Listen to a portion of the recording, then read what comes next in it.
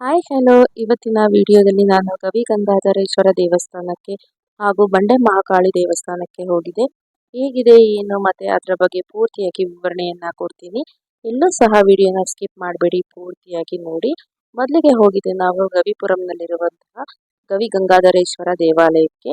ಇದು 16ನೇ ಶತಮಾನದಲ್ಲಿ ನಿರ್ಮಿತವಾದ ಭಾರತೀಯ ರಾಕ್ ಕಟ್ ಬಂಡೆಯಿಂದ ಕೆತ್ತಿದ ವಾಸ್ತುಶಿಲ್ಪದ ಮತ್ತು ಖಗೋಳ ವಿಜ್ಞಾನದ ಅದ್ಭುತವಾಗಿದೆ. ಇದನ್ನು ಬೆಂಗಳೂರು ನಗರದ ಸಂಸ್ಥಾಪಕ ಕೆಂಪೇಗೌಡರು ನಿರ್ಮಿಸಿದರು. ಇದು ನೈಸರ್ಗಿಕ ಗುಹಾಲಯವಾಗಿದ್ದು ಶಿವನಿಗೆ ಮುಡಿಪಾಗಿದೆ. ವಿಜಯನಗರ ಸಾಮ್ರಾಜ್ಯದ ಅಧೀನದಲ್ಲಿದ್ದ ಕೆಂಪೇಗೌಡರು ಕಾರಾಗೃಹದಲ್ಲಿದ್ದಾಗ ಶಿವನಿಗೆ ಪ್ರಾರ್ಥನೆ ಸಲ್ಲಿಸಿ ಅದರಿಂದ ಮುಕ್ತಿ ಪಡೆದ ನಂತರ ಈ ದೇವಾಲಯವನ್ನು ನಿರ್ಮಿಸಿದರು ಎಂಬ ನಂಬಿಕೆ ಇದೆ.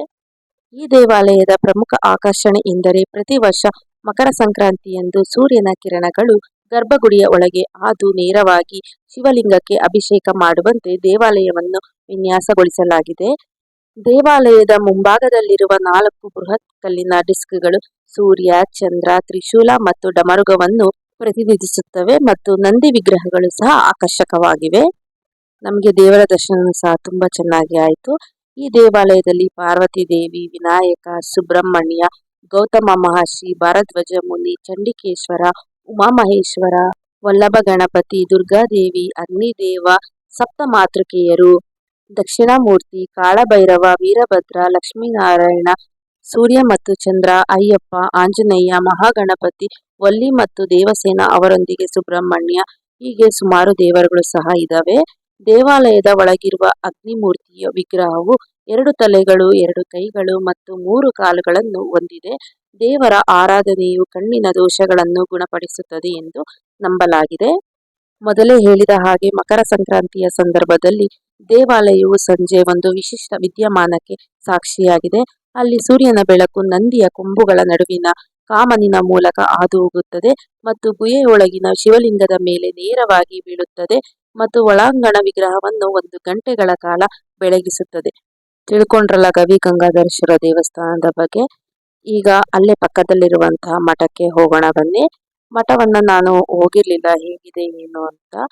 ಸೊ ನೋಡ್ತಾ ಇರ್ಬೋದು ಎಷ್ಟು ಚೆನ್ನಾಗಿದೆ ಅಂತ. ಒಳಗಡೆ ಎಂಟ್ರಿ ಕೊಟ್ಟ ತಕ್ಷಣ ಇಲ್ಲಿ ಗುರುಗಳು ಸಜೀವವಾಗಿ ದಹನವಾಗಿದ್ದಾರೆ. ಅಲ್ಲೇ ಗುರುಗಳ ಹೆಸರು ಮತ್ತು ಅವರು ಸಮಾಧಿಯಾದಂತಹ ಡೇಟ್ ಸಹ ಇತ್ತು. ಹಾಗೆ ಅದನ್ನೆಲ್ಲ ಓದ್ಕೊಂಡು ಮತ್ತೆ ಅಲ್ಲಿ ಫೋಟೋಗಳನ್ನು ಸಹ ಹಾಕಿದ್ರು. ಏನ್ ಗುರುಗಳ ಹೆಸರು ಅಂತೆಲ್ಲ ಬಂದ್ರು, ಅವುಗಳನ್ನ ಓದ್ಕೊಂಡು ಅಲ್ಲೇ ಸ್ವಲ್ಪ ಹೊತ್ತು ಕೂತ್ಕೊಂಡಿದ್ವಿ. ಅದಾದ್ಮೇಲೆ ಅಲ್ಲಿಂದ ಹೊರಗಡೆ ಬಂದ್ವಿ. ನೀವು ಸಹ ಯಾರಾದ್ರೂ ಗವಿ ಗಂಗಾಧರೇಶ್ವರ ದೇವಸ್ಥಾನಕ್ಕೆ ಹೋದ್ರೆ ಖಂಡಿತವಾಗಿ ಈ ಮಠಕ್ಕೆ ವಿಸಿಟ್ ಮಾಡಿ, ಚೆನ್ನಾಗಿದೆ. ನನಗೆ ಗವಿ ಗಂಗಾಧರೇಶ್ವರ ದೇವಸ್ಥಾನ ತುಂಬಾನೇ ಇಷ್ಟ ಆಯ್ತು. ತುಂಬಾ ಸರಿ ಹೋಗಿದೆ, ಹೋಗಕ್ಕಾಗ್ಲಿಲ್ಲ, ಬಟ್ ಹೋಗೋದ್ಮೇಲೆ ತುಂಬಾನೇ ಖುಷಿ ಅನ್ನಿಸ್ತು. ನಂತರ ಅದಾದ್ಮೇಲೆ ಅಲ್ಲೇ ಹತ್ರದಲ್ಲಿದ್ದಂತಹ ಬಂಡೆ ಮಹಾಕಾಳಿ ದೇವಸ್ಥಾನಕ್ಕೂ ಸಹ ಹೋಗಿದ್ದೆ. ನೋಡ್ತಾ ಇರ್ಬೋದು ಎಷ್ಟು ಚೆನ್ನಾಗಿ ಅಲಂಕಾರ ಮಾಡಿದ್ರು ಅಂತ. ಹುಣ್ಣಿಮೆ ಇದೆ ಅಂತ ಆಲ್ರೆಡಿ ಕ್ರೌಡ್ ಸಹ ತುಂಬಾನೇ ಜಾಸ್ತಿ ಆಗಿತ್ತು. ಆಕ್ಚುಲಿ ನನ್ನ ಮಗಳನ್ನ ಕರ್ಕೊಂಡು ಹೋಗಿರ್ಲಿಲ್ಲ, ಹಾಗಾಗಿ ಅವಳನ್ನ ಕರ್ಕೊಂಡು ಬಂಡೆ ಮಹಾಕಾಳಿ ದೇವಸ್ಥಾನಕ್ಕೆ ಹೋಗಿದೆ. ಇಲ್ಲಿ ಶುಕ್ರವಾರ ಮತ್ತು ಮಂಗಳವಾರ ಬಹಳನೇ ರಶ್ ಇರುತ್ತೆ. ಹಾಗೆ ಅಮಾವಾಸ್ಯೆ ಮತ್ತು ಪೌರ್ಣಮಿಯಲ್ಲೂ ಸಹ ತುಂಬಾನೇ ವಿಶೇಷವಾದ ಪೂಜೆಗಳು ನಡೀತಾ ಇರುತ್ತೆ. ಇಲ್ಲಿ ಶುಕ್ರವಾರ ಮತ್ತು ಮಂಗಳವಾರ ಬಂದ್ರೆ ನಿಮಗೆ ವಿಶೇಷವಾದ ಪೂಜೆಗಳಿರುತ್ತೆ. ಹಾಗೆ ಇಲ್ಲಿ ಮಾಟ ಮಂತ್ರ ಮತ್ತೆ ಇನ್ನಿತರ ಯಾವ್ದಾದ್ರು ಕೆಲಸ ಕಾರ್ಯಗಳು ಏನಾದ್ರು ಆಗಿಲ್ಲ ಅಂದ್ರೆ ನಿಮಗೆ ತಡೆ ಹೊಡಿಯೋದು ಅಂತಾರೆ, ಅದನ್ನ ಮಾಡ್ತಾರಂತೆ. ಈ ದೇವರು ತುಂಬಾನೇ ಪವರ್ಫುಲ್ ಅಂತಾನೆ ಹೇಳ್ಬೋದು. ಈ ದೇವರು 3 ಅಡಿಯಷ್ಟು ಎತ್ತರ ಇದೆ. ನಾವು ಹಾಗೆ ಎಂಟ್ರೆನ್ಸ್ ಅಲ್ಲಿ ಒಂದು ಫೋಟೋವನ್ನ ತಗೊಂಡ್ವಿ, ಫ್ರೆಂಡ್ಸ್ ಎಲ್ಲ ಸೇರ್ಕೊಂಡು. ಇಲ್ಲಿ ದೇವರಿಗೆ ನಿಂಬೆಹಣ್ಣಿನ ದೀಪಗಳನ್ನು ಸಹ ಹಚ್ತಾರೆ. ಮತ್ತೆ ಈ ದೇವರ ಉಗಮ ಹೇಗಾಯ್ತು ಅಂದ್ರೆ ಸುಮಾರು 1509ರಲ್ಲಿ ನಂಜಮ್ಮ ಅನ್ನುವರು ಕುರಿ ಮೇಯಿಸ್ತಾ ಇರ್ತಾರಂತೆ. ಸೊ ಅವರಿಗೆ ಒಂದು ಹೆಣ್ಣಿನ ಧ್ವನಿ ಕೇಳಿಸುತ್ತಂತೆ. ಅವರು ಯಾರು ಅಂತ ಕೇಳಿದಾಗ, ನಾನು ಮಹಾಕಾಳಿ, ನನಗೆ ಪೂಜೆ ಎಲ್ಲ ಮಾಡಬೇಕು ಅಂತ ಕೇಳುತ್ತೆ. ಆಗ ಅವರಿಗೆ ಭಯ ಆಗಿ, ಅಯ್ಯೋ ಇವರು ಎಲ್ಲೋ ಮಕ್ಕಳು ಯಾರೋ ಆಟ ಆಡಿಸ್ತಾ ಇದ್ದಾರೆ ಅಂತ ಸುಮ್ಮನೆ ಆಗ್ಬಿಡ್ತಾರೆ. ನಂತರ ಮತ್ತೆ 1 ವಾರ ಆದ್ಮೇಲೆ ಅದೇ ರೀತಿಯಾಗಿ ಸೌಂಡ್ ಬಂದಾಗ ಅವರು ಎದುರುಕೊಂಡು ಊರಿನ ಗ್ರಾಮಸ್ಥರಿಗೆಲ್ಲ ಹೋಗಿ ತಿಳಿಸ್ತಾರೆ. ಆಗ ಊರಿನ ಗ್ರಾಮಸ್ಥರೆಲ್ಲ ಬಂದು ಅಲ್ಲಿ ಜಾಗವನ್ನು ಪರೀಕ್ಷೆ ಮಾಡಿದಾಗ ಅಲ್ಲಿ ಅವರಿಗೆ 3 ಅಡಿ ಎತ್ತರದ ಬಂಡೆ ಸಿಗುತ್ತೆ. ಆ ಬಂಡೆ ಮೇಲೆ ಈ ದೇವರ ರೂಪ ಇರುತ್ತೆ. ಅದಕ್ಕೆ ಅವರು ಬಂಡೆ ಮಹಾಕಾಳಿ ಅಂತ ಹೆಸರು ಕೊಡ್ತಾರೆ. ಇಲ್ಲಿ ನೀವು ಏನಾದ್ರೂ ತಡೆ ಓಡಿಸ್ಬೇಕಂದ್ರೆ ಇಲ್ಲಿ ಎಲ್ಲಾ ತರ ಐಟಮ್ಸ್ ಸಿಗುತ್ತೆ. ಅಂದ್ರೆ ಇಲ್ಲಿ ನಿಮ್ಗೆ ಏನಾದ್ರೂ ದೃಷ್ಟಿ ದೋಷ ಇಲ್ಲ, ನಿಮ್ಗೆ ಏನಾದ್ರು ವಿದ್ಯೆಯಲ್ಲಿ ಕೊರತೆ ಇಲ್ಲ, ಸಂಸಾರದಲ್ಲಿ ಏನಾದ್ರು ಪ್ರಾಬ್ಲಮ್ ಇದ್ರೆ ಎಲ್ಲಾ ತರಕ್ಕೂ ಸಹ ಇಲ್ಲಿ ನಿವಾರಣೆ ಸಿಗುತ್ತೆ. ಮತ್ತೆ ತುಂಬಾ ಅಂದ್ರೆ ತುಂಬಾನೇ ಕ್ಯೂ ಇತ್ತು. ನೋಡ್ತಾ ಇರ್ಬೋದು ಇಲ್ಲಿ 9ರಿಂದ 10 ಲೈನ್ ಕ್ಯೂ ಇದೆ. ಇಲ್ಲಿ ನಾವು ಈ ಕ್ಯೂ ಅಲ್ಲೇ ನಿಂತ್ಕೊಂಡು ಹೋಗ್ತಾ ಇದ್ವಿ. ನಾವು ಫ್ರೆಂಡ್ಸ್ ಎಲ್ಲ ಹೋಗಿರೋದ್ರಿಂದ ನಮ್ಗೆ ಅಷ್ಟೆಲ್ಲ ಏನು ಅನ್ಸಲ್ಲ, ಬಟ್ ಸುಸ್ತಾಗೋಯ್ತು ಆ ಕ್ಯೂ ಅಲ್ಲಿ ಹೋಗೋಷ್ಟರಲ್ಲಿ. ಇಲ್ಲಿ ಸುಮಾರು ಸೆಲೆಬ್ರಿಟಿಗಳು ಸಹ ಬಂದು ಹೋಗಿದ್ದಾರೆ. ಶಿವರಾಜ್ ಕುಮಾರ್, ದರ್ಶನ್, ಮತ್ತೆ ಈಗ ರೀಸೆಂಟ್ ಆಗಿ ದರ್ಶನ್ ಹೆಂಡತಿ ಸಹ ಬಂದು ಹೋಗಿದ್ದಾರೆ. ನೋಡ್ತಾ ಇರ್ಬೋದು ಇದೇ ಆ ದೇವರು ಮಹಾಕಾಳಿ, ಬಂಡೆ ಮಹಾಕಾಳಿ ಅಂತ. ಎಲ್ಲರೂ ಇಲ್ಲಿಂದಾನೇ ಕೈ ಮುಕ್ಕೊಳ್ಳಿ. ನಮ್ಗೆ ದೇವರ ದರ್ಶನ ತುಂಬಾನೇ ಚೆನ್ನಾಗಾಯ್ತು. ಗರ್ಭಗುಡಿ ಒಳಗಡೆ ಹೋದಾಗ ನಮ್ಗೆ ವಿಡಿಯೋ ಮಾಡೋದಕ್ಕೆಲ್ಲ ಅಲೋ ಮಾಡಲ್ಲ.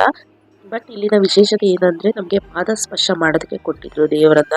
ಅಲ್ಲಿಂದ ನಮ್ಗೆ ಅಭಿಷೇಕನ ಹಾಕ್ತಾರೆ, ಆ ನೀರು ನಮ್ಮ ತಲೆ ಮೇಲೆ ಬೀಳುತ್ತೆ. ಸೊ ನಮ್ಗೆ ದೇವರ ಪಾದ ಸ್ಪರ್ಶ ಮಾಡೋದಕ್ಕೆ ಒಂದು ಅವಕಾಶ ಸಿಗುತ್ತೆ ಮಂಗಳವಾರ ಶುಕ್ರವಾರ ಬೆಳಿಗ್ಗೆ ಹೊತ್ತು ಹೋದ್ರೆ. ಇಲ್ಲಿ ಈ ರೀತಿಯಾದಂತ ಒಂದು ಎಲಿಫೆಂಟ್ ಇದೆ. ಈ ಎಲಿಫೆಂಟ್ ಮೇಲೆ ನೀವು ಕಾಯಿನ ಇದನ್ನ ಪ್ರೆಸ್ ಮಾಡಿ ಇಟ್ಕೊಂಡು ಅದು ಕೆಳಗಡೆ ಬೀಳಿಲ್ಲ ಅಂದ್ರೆ ನೀವೇನಾದ್ರೂ ಅಂದ್ಕೊಂಡಿರೋದು ಮನಸ್ಸಿನಲ್ಲಿ ಆಗುತ್ತೆ ಅಂತ ಹೇಳಿದ್ರು. ಸುಮ್ಮನೆ ನೋಡೋಣ ಅಂತ ನಾವು ಮಾಡ್ಕೊಂಡ್ವಿ. ನಂತರ ಅಲ್ಲೇ ಆ ದೇವಸ್ಥಾನದ ಸರೌಂಡಿಂಗ್ ಅಲ್ಲೇ ತುಂಬಾ ದೇವಸ್ಥಾನ ಇತ್ತು. ಅಲ್ಲೆಲ್ಲ ಕೈ ಮುಕ್ಕೊಂಡು ನಾವು ದೇವಸ್ಥಾನದಿಂದ ಹೊರಗಡೆನೆ ಹೋಗಿಲ್ಲ. ಇನ್ನು ನಾವು ಫಸ್ಟ್ ಸಾಯಿಬಾಬಾನ ದರ್ಶನ ಮಾಡ್ಕೊಂಡ್ವಿ. ನಂತರ ಇಲ್ಲಿ ಗಣಪತಿ ದರ್ಶನ ಮಾಡ್ಬೇಕು ಅನ್ನಿಸ್ತು. ಸೊ ಹಾಗಾಗಿ ಗಣಪತಿ ದರ್ಶನ ಮಾಡಕ್ಕೆ ಹೋಗುವಾಗ ಈ ರೀತಿಯಾದಂತಹ ಅಕ್ವೇರಿಯಂ ನಮಗೆ ಸಿಗುತ್ತೆ. ನಾನು ಮೊದಲೇ ಹೇಳಿದಾಗೆ ನಿಮಗೆ ಇಲ್ಲಿ ಸುಮಾರು ಜನ ಸೆಲೆಬ್ರಿಟೀಸ್ಗಳು ಬಂದಿದ್ರು ಅಂತ ಹೇಳಿದ್ರಲ್ವಾ, ಅವರ ಫೋಟೋಸ್ ಸಹ ಅಲ್ಲಿ ವಾಲ್ ಮೇಲೆ ಹಾಕಿದ್ದಾರೆ, ನೋಡ್ತಾ ಇರಬಹುದು.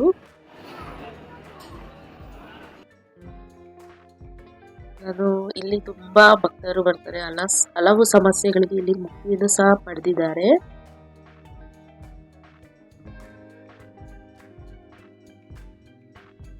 ಇಲ್ಲಿ ಸೆಲೆಬ್ರಿಟೀಸ್ಗಳು ಸಹ ಬರ್ತಾರೆ, ಅವ್ರ ಕಷ್ಟಗಳು ಏನಿದ್ರು ಸಹ ಇಲ್ಲಿ ಪರಿಹಾರ ಆಗುತ್ತೆ. ನಾವು ಸಹ ಇಷ್ಟು ವರ್ಷದಿಂದ ಬೆಂಗಳೂರಲ್ಲಿ ಇದ್ದೀವಿ, ಒಂದ್ಸಲನೂ ಹೋಗಿರ್ಲಿಲ್ಲ ಈ ಬಂಡೆ ಮಹಾಕಾಳಿ ದೇವಸ್ಥಾನಕ್ಕೆ. ಸೊ ಹಾಗಾಗಿ ಒಮ್ಮೆ ಹೋಗೋಣ ಅಂತ ನಾವು ಫ್ರೆಂಡ್ಸ್ ಎಲ್ಲ ಪ್ಲಾನ್ ಮಾಡ್ಕೊಂಡು ಹೋಗಿದ್ವಿ. ಆದಷ್ಟು ಹೋದ್ರೆ ಈ ಮಂಗಳವಾರ ಶುಕ್ರವಾರ ಆ ಥರನೇ ಹೋಗಿ, ಇಲ್ಲಾಂದ್ರೆ ನೀವು ಅಮಾವಾಸ್ಯೆ ಪೂರ್ಣಿಮೆ ಎಲ್ಲಾದ್ರೂ ಸಹ ಹೋಗ್ಬೋದು. ಇಲ್ಲಿ ನಂತರ ಗಣಪತಿಯ ದರ್ಶನ ಮಾಡಿ ಹೊರಗಡೆ ಬಂದ್ವಿ.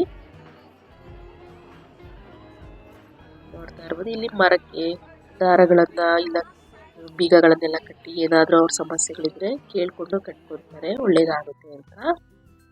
ತಿಳ್ಕೊಂಡ್ರಲ್ಲ ದೇವಸ್ಥಾನದ ಇತಿಹಾಸದ ಬಗ್ಗೆ ಹಾಗೂ ಮತ್ತೆ ದೇವಿಯ ಬಗ್ಗೆ. ಯಾರೆಲ್ಲ ವಿಸಿಟ್ ಮಾಡಿಲ್ಲ ಖಂಡಿತವಾಗಿ ಒಮ್ಮೆ ವಿಸಿಟ್ ಮಾಡಿ. ಮತ್ತೆ ಯಾರ್ಯಾರು ವಿಸಿಟ್ ಮಾಡಿದ್ದೀರಾ ನನಗೆ ಕಮೆಂಟ್ ಮೂಲಕ ತಿಳಿಸಿ. ದೇವಸ್ಥಾನಕ್ಕೆ ವಿಸಿಟ್ ಮಾಡಿದ್ರೆ ನಮಗಂತೂ ದೇವರ ದರ್ಶನ ಖಂಡಿತವಾಗಿ ಹೇಳ್ಬೇಕಂದ್ರೆ ತುಂಬಾ ಅಂದ್ರೆ ತುಂಬಾ ಚೆನ್ನಾಗಾಯ್ತು. ಮತ್ತೆ ತುಂಬಾನೇ ಖುಷಿ ಆಯ್ತು ಅಂತಾನೆ ಹೇಳ್ಬೋದು. ಯಾಕಂದ್ರೆ ನನ್ನ ಮಗಳು ಮೊದಲನೇ ಬಾರಿಗೆ ಈ ದೇವಸ್ಥಾನಕ್ಕೆ ಬಂದಿದ್ದು. ನಾನು ಆಲ್ರೆಡಿ ಒಂದು 2-3 ಸತಿ ಹೋಗಿ ಬಂದಿದ್ದೆ. ನಮಗಂತೂ ನಾವು ಸ್ಪೆಷಲ್ ಟಿಕೆಟ್ ತಗೊಂಡು ಹೋಗಿದ್ವಿ, ಸ್ವಲ್ಪ ರಶ್ ಇದ್ದಿದ್ರಿಂದ. ಹಾಗಾಗಿ ನಮ್ಗೆ ಇನ್ನೂ ಚೆನ್ನಾಗಿ ದರ್ಶನ ಆಯ್ತು. ಅದಾದ್ಮೇಲೆ ನಮ್ದೆಲ್ಲ ಮುಗಿದು ಎಕ್ಸಿಟ್ ಆದ್ವಿ. ನೋಡ್ತಾ ಇರ್ಬೋದು ಬಂಡೆ ಮಹಾಕಾಳಿ ಅಂತ ಬರ್ತಿದೆ ಇಲ್ಲಿ, ಶ್ರೀ ಬಂಡೆ ಮಹಾಕಾಳಿ ಅಂತ. ನಂತರ ಪ್ರಸಾದವನ್ನ ಕೊಟ್ಟರು, ಪ್ರಸಾದವನ್ನ ತಿನ್ಕೊಂಡು ಹಾಗೆ ಮುಂದೆ ಹೋಗ್ತಾ ಇದ್ವಿ. ಒಳ್ಳೆ ಜಾತ್ರೆ ತರ ಇತ್ತು ಫುಲ್ಲು ಸೈಡಲ್ಲೆಲ್ಲ.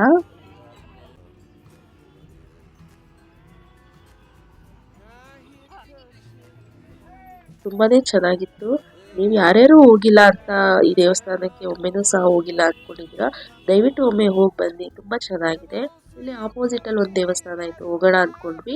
ಆಲ್ರೆಡಿ ಟೈಮ್ ಆಗೋಗ್ಬಿಟ್ಟಿತ್ತು, ಹಾಗಾಗಿ ಹೋಗಕ್ಕಾಗಲಿಲ್ಲ.